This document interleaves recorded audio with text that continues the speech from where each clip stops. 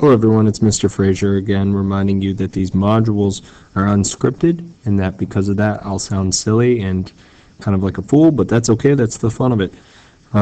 Today's module is on the South American educational system as a whole. We'll be focusing primarily on the differences between the wealthy and the poor within South American education.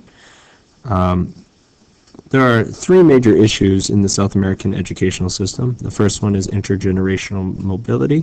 The second one is varied and low quality education.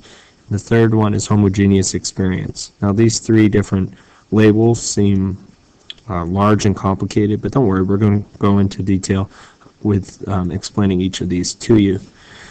So as we look at the South American educational system, the first thing we need to notice is that there is a low intergenerational mobility. Now, we want to be careful when we say South American because each country, whether it's Brazil or Venezuela or Chile, they all have different issues, whether it's good or bad within it. But we're looking more pan-South American, and we're looking at the entire continent as a whole.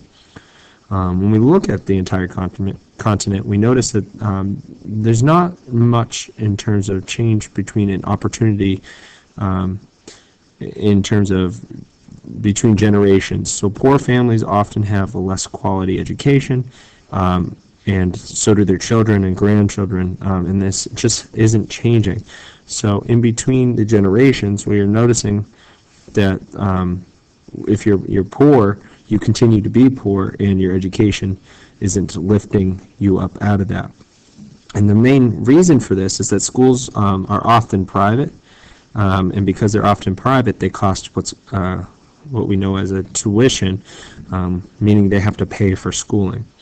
The highest quality schools are often cost too much for the poor to participate, and therefore they have they're left to be in overcrowded schools and things like that.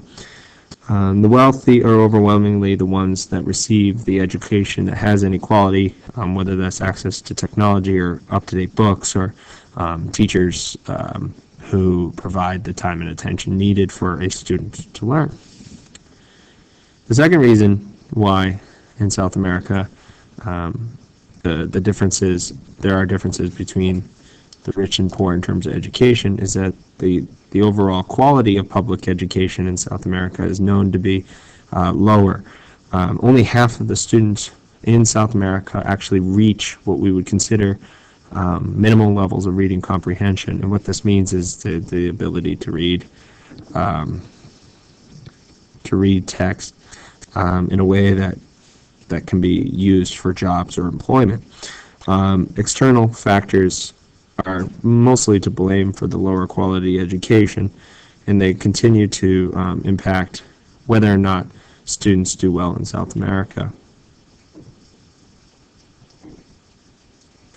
Most of this is because there's a homogeneous experience within South America, and homogeneous is a polite way of saying same. And what this means is that the wealthy stay with the wealthy, the poor stay with the poor.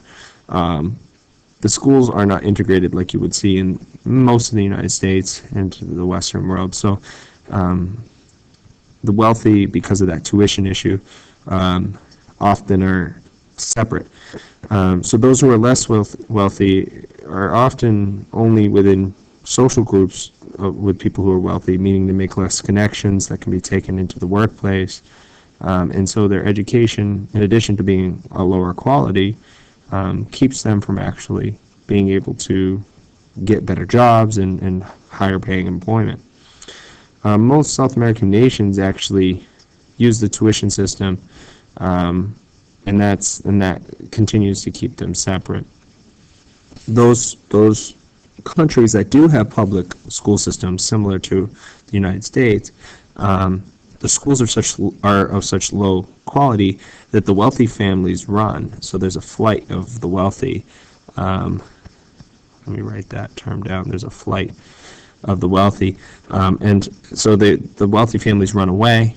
And as they run away to the higher private schools, higher paying private schools,